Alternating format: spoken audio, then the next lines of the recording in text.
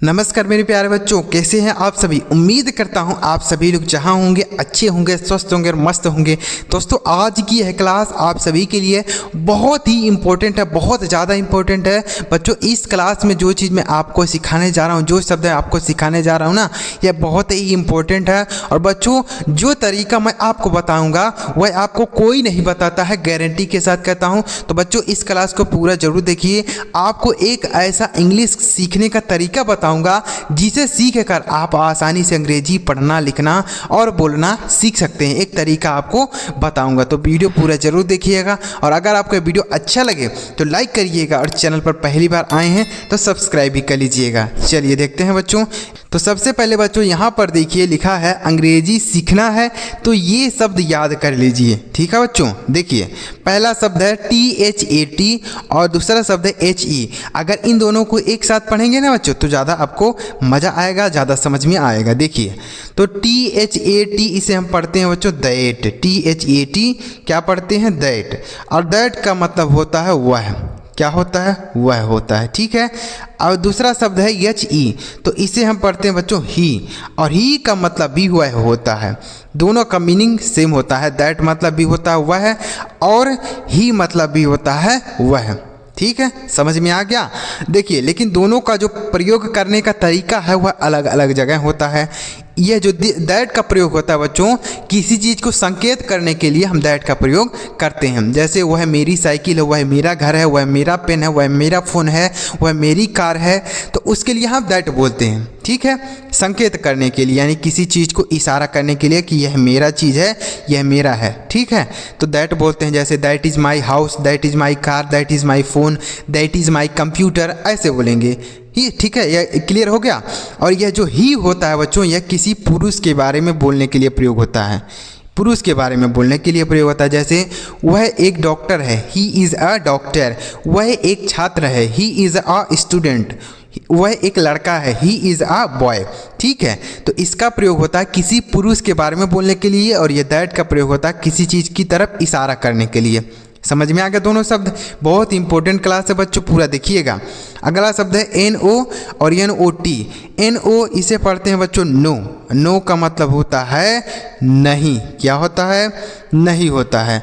और दूसरा शब्द है बच्चों नॉट। क्या है? नॉट। और इस नॉट का मतलब ये तो है नहीं। क्या होता है? नहीं होता है। ठीक है, दोनों का प्रयोग होता है बच्चों। नो का मतलब भी होता है नहीं, और नॉट का मतलब भी होता है नहीं। तो दोनों का प्रयोग कहाँ होता है? देखिए अगर आपसे कोई पूछे कि क्या आप वहाँ जाएंगे, तो आप एक शब्द में जवाब दे सकते हैं नो। क्या बोल सकते हैं? नो। अगर आपको एक शब्द में बोलना है नहीं, तो आप नो का प्रयोग करेंगे। किसका प्रयोग करेंगे? नो का। लेकिन अगर आप चाहते हैं एक सेंटेंस बोलना चाहते हैं, तो उसके लिए आप नॉट का प्रयोग करेंगे, तब नो का प्रयोग नहीं करेंगे।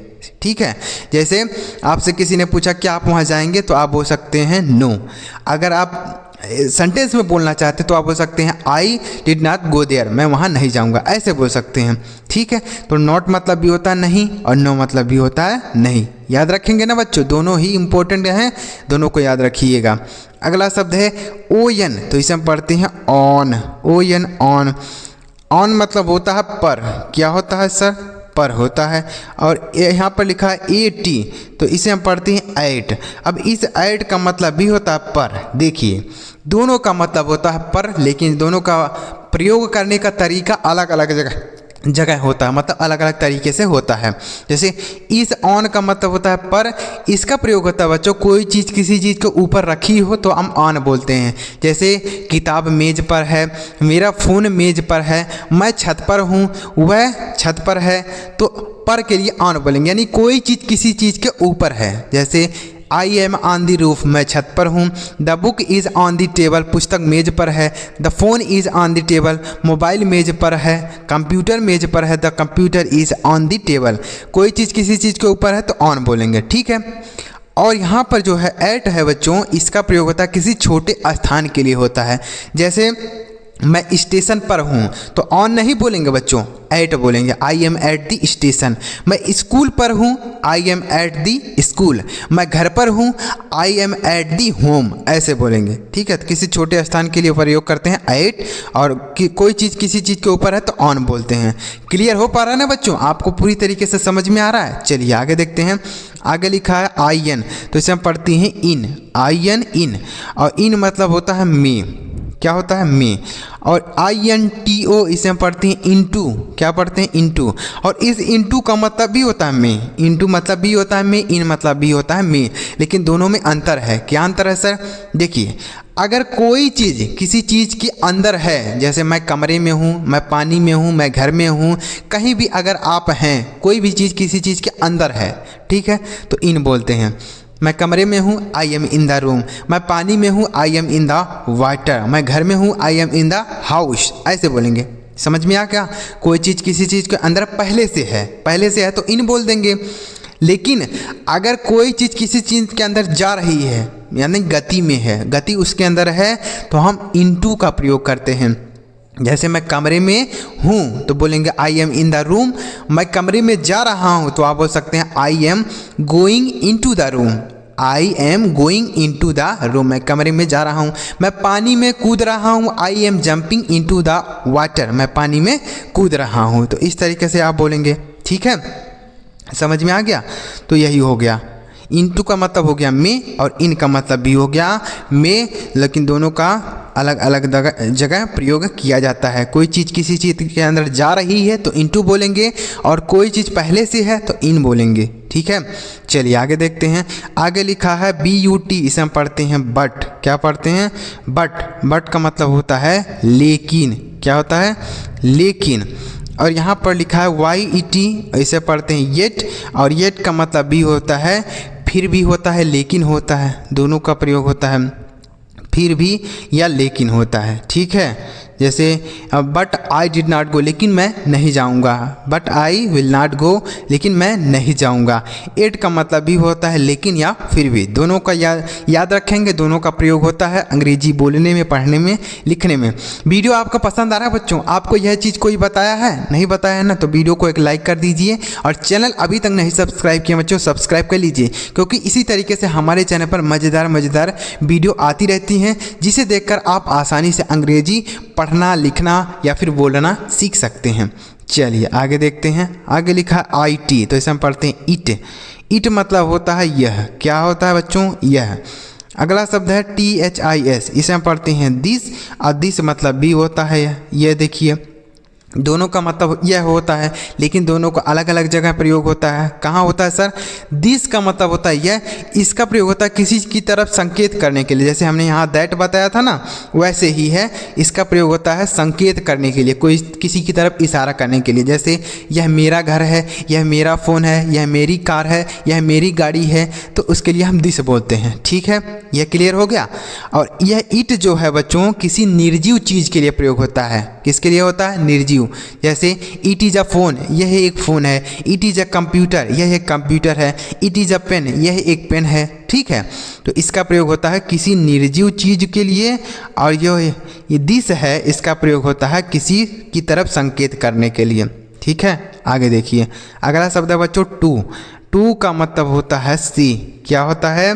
टू का मतलब होता है से, और एफ आर ओ एम, इसका मतलब होता है से। ठीक है, इसका मतलब भी होता है से, from. F R O M, from मतलब भी होता है से, टू मतलब भी होता है से। ठीक है, लेकिन दोनों का अलग अलग जगह प्रयोग होता है। देखिए, टू का मतलब होता है से, कहीं से किसी स्थान को जोड़ने के लिए हम टू का प्रयोग करते हैं। जैसे आई गो टू स्कूल, मैं स्कूल जाता हूँ। ठीक है, जैसे बोल सकते हैं मंडे टू फ्राइडे, सोमवार से शुक्रवार। मंडे टू फ्राइडे, सोमवार से शुक्रवार। तो टू का मतलब क्या हो गया? से हो गया।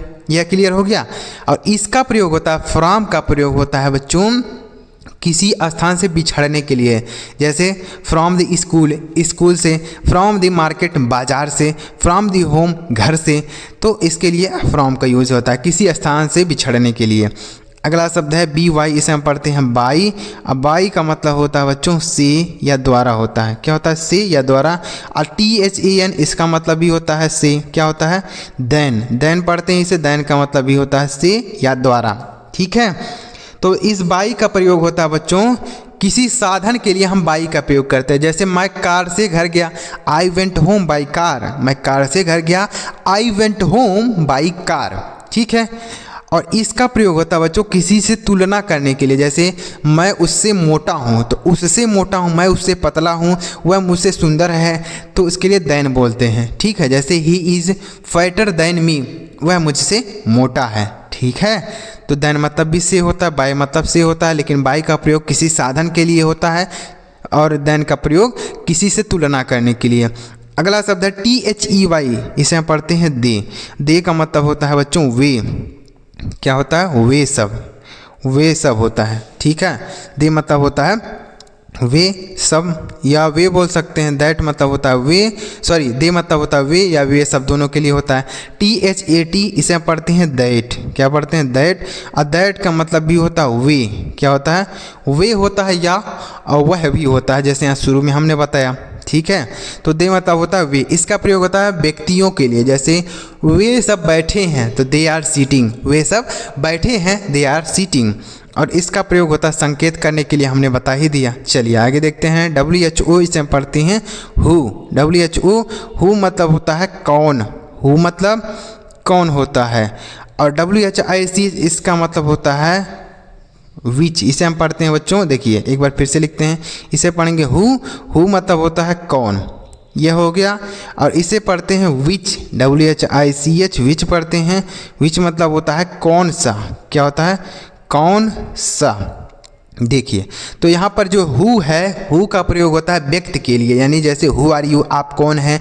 हु आर यू, आप कौन हैं, तो इसका प्रयोग होता है व्यक्ति के लिए। हु मतलब कौन, यह व्यक्ति के लिए प्रयोग होता है। और यह जो विच लिखा है बच्चों, इसका मतलब होता है कौन सा। तो इसका प्रयोग किसी चीज़ को चुनने के लिए हम विच बोलते हैं। जैसे तुम्हारा पेन कौन सा है, विच इज़ योर पेन।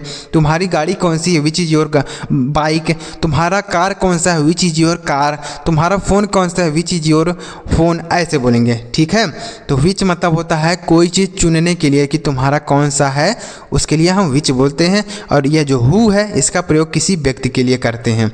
अगला शब्द है SOME, इसे हम पढ़ते हैं सम। सम का मतलब होता है कुछ। क्या होता है? कुछ होता है।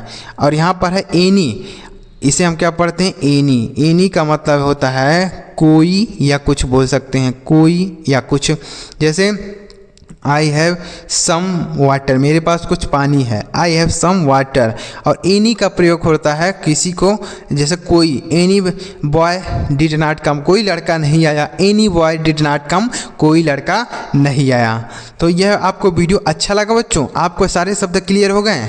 दैट मतलब भी होता है वह, ही मतलब भी वह, नो मतलब भी नहीं, नॉट मतलब भी नहीं, ऑन मतलब भी पर, एट मतलब भी पर, इन मतलब भी में, इनटू मतलब भी में, बट मतलब भी लेकिन, एट मतलब भी लेकिन, इट मतलब भी यह, दिस मतलब भी यह, टू मतलब भी से, फ्रॉम मतलब भी से, बाई मतलब भी से, देन मतलब भी से, दे मतलब वे, दैट मतलब वे, हु मतलब कौन, विच मतलब भी कौन, सब मतलब कुछ, एनी मतलब भी कुछ हो गया।